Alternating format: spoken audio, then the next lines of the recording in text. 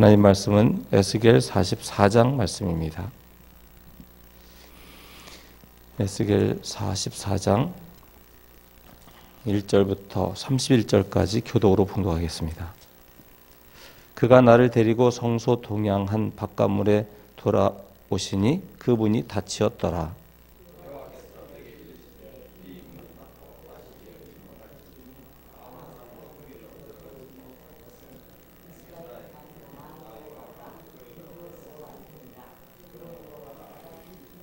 왕은 왕인 까닭에 안길로 이 문 현관으로 들어와서 거기 앉아서 나 여호와 앞에서 음식을 먹고 그 길로 나갈 것이니라.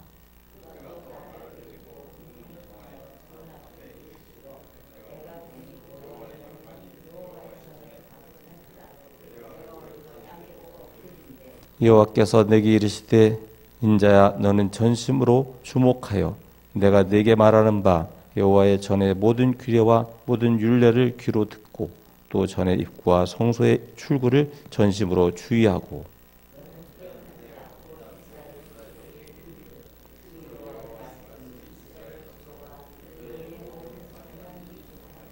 대저 너희가 마음과 몸에 할례 받지 아니한 이방인을 데려오고 내 떡과 기름과 피를 드릴 때에 그들로 내 성소 안에 있게 하여 내 전을 더럽힘으로 너희의 모든 가증한 일 외에 그들이 내 언약을 위반케 하는 것이 되었으며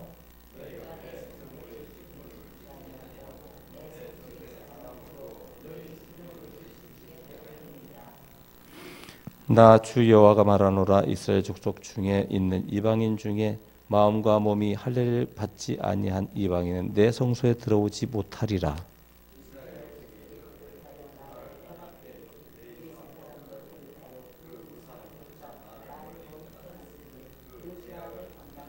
그러나 그들이 내 성소에서 수종들어 전문을 맡을 것이며 전에서 수종들어 백성의 번제의 희생과 및 다른 희생을 잡아 백성 앞에 서서 수종들게 되리라.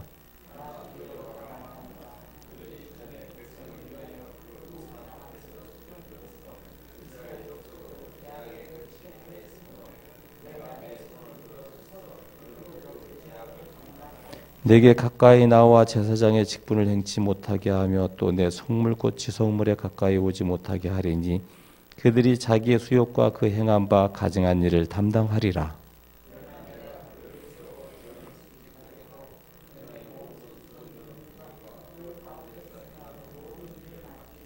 이스라엘 족속이 그릇하여 나를 떠날 때에 사독의 자손 레위 사람 제사장들은 내 성소의 직분을 지켰은즉 그들은 내게 가까이 나와 수종을 들되 내 앞에 서서 기름과 피를 내게 드릴지니라. 나 주 여호와의 말이니라.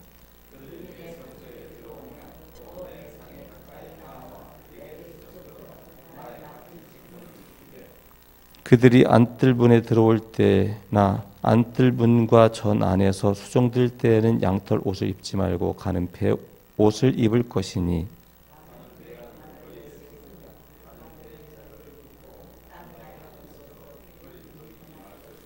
그들이 바깥들 백성에게로 나갈 때에는 수종들은 옷을 벗어 거룩한 방에 두고 다른 옷을 입을지니 이는 그 옷으로 백성을 거룩케 할까 함이니라.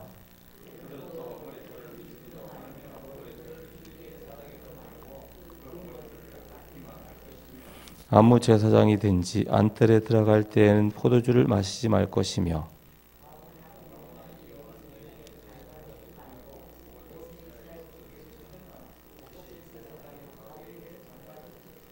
내 백성에게 거룩한 것과 속된 것의 구별을 가르치며 부정한 것과 정한 것을 분별하게 할 것이며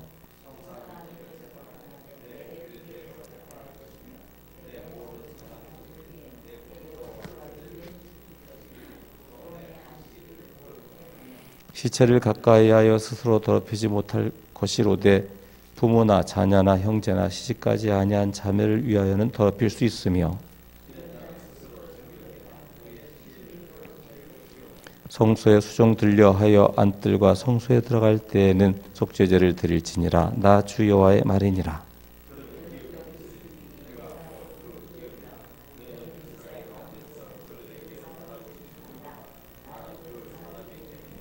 그들은 소제와 속죄제와 속건제의 제물을 먹을지니 이스라엘 중에서 구별하여 드리는 물건을 다 그들에게 돌리며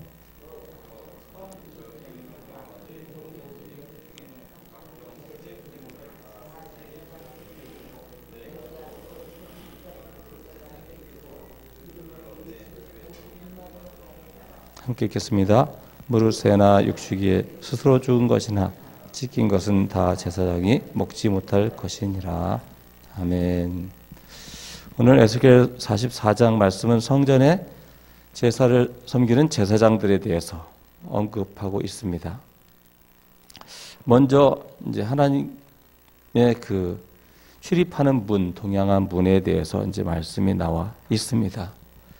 그래서 성소에 그 동양한 문 쪽으로 이제 돌아와서 보니까 문이 닫혀 있었다 이렇게 얘기하고 있어요. 문이 닫혔다는 건 뭐 열지 못하는 건 아니지만 그 문을 닫아둬라 이렇게 말씀하고 있습니다.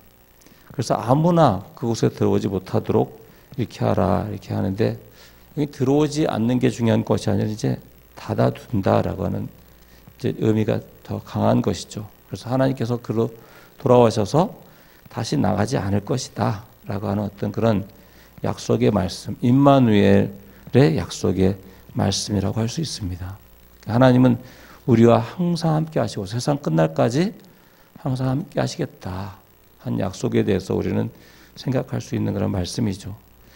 근데 거기 이제 왕은 이제 특별한 대우를 받아요. 왕은 왕인 까닭에 이게 이제 의미가 정확하게 뭔지는 잘 모르겠어요.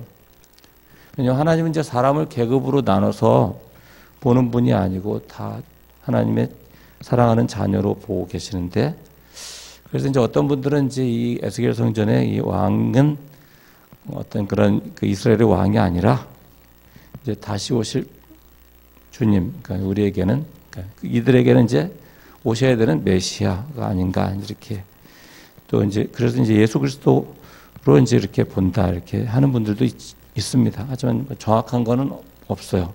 어쨌든 거기에 현관문까지는 들어와서 앉아서 먹을 수는 있는데 곧바로 나가라 이제 이렇게 얘기하는 그런 장면으로 되어져 있습니다. 그래서 이 본문은 어떤 그런 것보다 이제 이런 왕은 이제 그 원래 성전 옆에 바로 옆에 살았거든요. 그렇기 때문에 또 그렇게 들어가는 길이 있었고 그렇죠. 그래서 그런 것들은 이제 그게 약간 이렇게 섞여져 있는 그런 모습이라고 볼 수 있습니다. 중요한 거는 하나님은 우리와 함께 하신다라고 하는 것이죠. 그래서 우리 하나님께서 우리와 함께 하시는 그것을 온전히 신뢰하는 신앙. 우리는 어려움을 당하면 하나님이 떠나셨나 이렇게 생각하지만 절대 그런 분이 아니다. 하나님은 우리를 떠나시는 분이 아니다.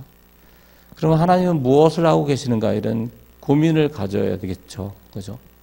그래서 고통을 당하고 어려운 사람들이 그냥 고통 속에서 하나님을 떠나는 사람도 있지만 그걸 붙들고 하나님 앞에 나아갈수록 하나님의 그 큰 은혜를 경험하고 이제 간증을 하게 되는 그런 것을 보게 됩니다. 그래서 이제 이 에스겔이 이제 천사와 함께 북문 쪽으로 동문으로 들어갈 수가 없으니까 이제 북문 쪽을 통해서 전 앞에 이르게 됩니다. 그때 이제 하나님을 만나게 되고 그래서 하나님께서 이제 말씀하시는 것은 전심으로 주목하고 또 모든 것을 잘 듣고 그리고 주의해서 모든 것을 잘 익혀가지고 이제 이스라엘 족속에게 말해라. 이스라엘 족속에게 가서 이야기해 주라. 이렇게 말씀하시는 그런 장면이 나와 있습니다. 그래서 패역한 이스라엘 족속이지만 그들에게 하나님이 원하시는 것이 있다라고 하는 것이죠. 근데 그 첫 번째가 뭐냐면 몸과 마음에 할례 받지 아니한 이방인을 데려왔다라고 하는 걸 얘기하고 있어요. 그러니까 이방인이 나쁜 게 아니라 몸과 마음에 할례를 받지 아니한 이방인을 데려오는 것을 하지 마라 이렇게 이야기하고 있는 것이죠. 그래서 그들이 결국엔 하나님의 그 성전을 더럽히고 그들도 언약을 위반케 하는 그런 죄를 짓게 한다는 것입니다. 할례라고 하는 것은 이제 이스라엘 백성이냐 아니냐 이렇게 구분하는 그런 표식이잖아요. 언약의 백성이냐라고 하는 표식입니다. 근데 여기 이제 몸은 원래 그런데 마음을 또 포함을 했다는 거죠. 마음의 할례를 받아야 된다. 여기 마음의 할례 받는 내용이 나와 있는 거죠. 그러니까 우리는 마음의 할례를 받았느냐 이게 이제 가장 중요한 것이 되는 것입니다. 그러니까 몸에다가 할례를 했냐 안 했냐 이런 게 중요한 게 아니라 우리가 정말 하나님의 형상대로 혼과 마음과 영이 올바른 상태에 있느냐 이제 이런 것이 중요하다라고 하는 거죠. 우리가 율법주의적으로 어떤 몸에 상처기를 내서 그래서 할례를 받는 그런 얘기를 하는 것이 아니라 그래서 우리의 삶 가운데서 정말 내가 옛사람은 죽고 정말 하나님의 언약의 백성으로 하나님의 백성이 되었다는 표시가 있느냐라고 하는 거죠. 그죠?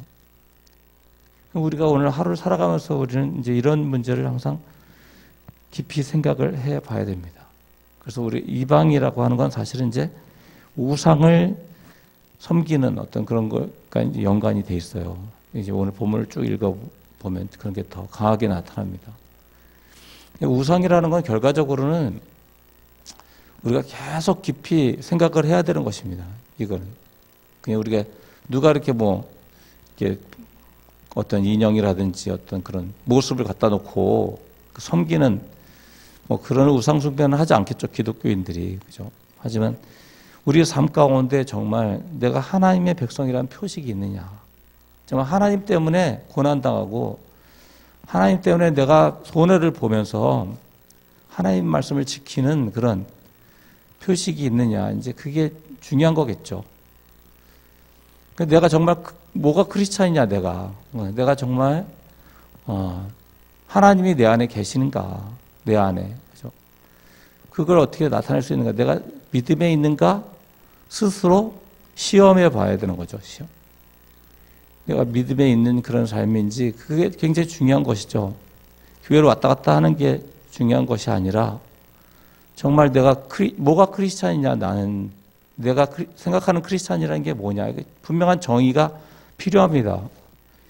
그렇게 할 때 정말 하나님의 형상대로 우리는 지어졌는데 근데 우리는 그 형상대로 형상이 살아가는 방법은 우리가 알 수가 없잖아요. 근데 이제 우리에게 허락하신 분이 바로 예수님이죠. 하나님이 이 땅에 사셨기 때문에 우리가 형상인 우리가 그 속을 채우는 방법은 주님을 따라 살아가는 방법이죠. 주님을 따라가 살아가는. 그래서 어느 것이 다 각자마다 기준이 틀리고 사람이 자라면서 받은 상처와 그 환경이 다 다르기 때문에 우리에게 주어지는 메시지가 동일하지가 않아요. 자꾸 내가 하는 걸 딴 사람이 꼭 하라고 자꾸 우길 수가 없습니다. 우리가 은혜 받는 방법도 다 달라요. 서울에 가면 서울의 서쪽과 동쪽이 틀립니다. 서쪽과 동쪽이. 서쪽은 이제 구로 공단을 중심으로 해서 이렇게 움직이는 그런 곳이잖아요. 그래서 그 우리나라 엑스플로 74 이후에 막 엄청난 대부흥의 그 성령의 감화와 감동 막 이렇게 그렇게 해서 부흥했지만 동쪽은 강남과 강남 쪽 일대죠. 그쪽은 어떻게 해서 사랑교회 중심으로 큐티와 제자 훈련과 어떤 그런 걸 통해서 부흥했어요. 똑같지가 않습니다. 이게 그냥 은혜 받는 것도 다 틀리고 환경에 따라 틀린 거죠. 거기는 그죠? 우리가 하나님 앞에 각자가 다 어떻게 서야 되는지는 각자가 다 다릅니다. 중요한 거는 정말 주님이 내 안에 계시고 내가 주님 말씀대로 내가 그 말씀을 따르고 있는 것이냐 중요한 거죠. 저 사람 왜 저래 이렇게 할 필요도 없고 저 사람 나랑 같이 해야 된다고 할 필요도 없고 중요한 거는 그 각자의 위치에서 그래서 서로를 겸손하게 바라보고 남을 나보다 더 낮게 여기고 그래서 서로를 사랑하는 그럼에도 불구하고 나랑은 좀 틀린데 그렇지만 하나님이 함께 하시는 것을 인정하고 그걸 품어주고 사랑하는 이게 신앙인 거지. 그게 안 되게 되면은 이게 부부가 둘이서도 싸우는데 교회 안에 얼마나 많은 사람이 서로 다른 생각이 얼마나 많습니까? 거기서 오는 이제 불협화음 엄청나겠죠. 그래서 정말 우리는 하나님의 형상대로 정말 주님을 따라가는 것이다. 그걸 서로 격려하는 거죠. 격려. 그리고 서로를 듣는 거죠. 왜 그랬는지를 듣고 나도 같이 은혜를 경험하고 저 사람을 우리가 판단하고 정죄하는 게 아니라 어떻게 하든 이해하려고 하고 어떻게 하든 사랑하려고 하면서 교회가 세워져 가는 줄 믿습니다. 그래서 우리를 이제 여기 레위인들이 얼마나 잘못했는지가 쭉 나와요. 그런데도 불구하고 하나님은 그러나 이렇게 해요. 그러나 11절 그러나 14절 그러나 내가 그들을 세워서 그들이 하나님을 섬기고 또 하나님의 일을 하게 하는 그런 일을 하겠다. 그런데 특별히 사독의 자손 레위 사람 제사장들은 그렇게 하지 않았다는 것을 이제 강조하고 있어요. 그죠? 대부분 다 제사장들이 다 넘어갔는데 그러면서 제사장들이 뭘 해야 되느냐 그런 내용들이 쭉 나옵니다. 중요한 거는 모범이 되는 거겠죠. 그렇죠? 거룩한 것과 속된 것을 구별하고 가르치고 또 그렇게 행하는 그런 삶이 돼야 된다라고 하는 것이 이제 쭉 나와 있습니다. 그러면서 이제 뒤에 끝에 가면 이제 그 제사장들에게 주어진 분깃이 이제 나오는데 이제 저는 분깃보다는 우리가 왕 같은 제사장들이니까 우리들이 해야 될 일들이 주목을 갖는다고 한다면 30절에 보게 되면 그들로 내 집에 복이 임하도록 하게 하라 이렇게 했는데 그죠? 이제 우리가 다른 사람들에 의해서 우리가 복이 임하게 된다는 거예요. 여기 보게 되면 그죠? 우리의 삶과 우리의 헌신과 우리의 모든 것을 통해서 그들이 정말 여기 이제 제사장들은 이제 당연히 그렇게 하지 먹고 살겠죠, 그렇죠? 예. 복이 임한다는 건 어떤 먹고 사는 게 전제가 되는 거지만 우리가 행하는 모든 것들이 내가 하나님 앞에 막 서서 막 그렇게 복 받는 것만 있는 게 아니라는 거예요. 그들 때문에 여기 이제 우리는 이방인이 되겠지만 제사장들과 구분된 백성들을 통해서 제사장이 복을 주는 게 아니라 하나님이 복을 주는 거고, 예? 우리는 축복하는 것이고, 또 그들도 우리를 축복하도록 제사장이 그 맡은 사명을 잘 감당해야 된다라고 하는 것입니다. 우리가 이 세상에 복음을 선포하는 것만 있는 게 아니라 그들을 통해서 우리가 복을 받게 되는 것이 있다라고 하는 것. 왕 같은 제사장으로 오늘도 승리하는 귀한 하루 되시길 주님의 이름으로 축원합니다.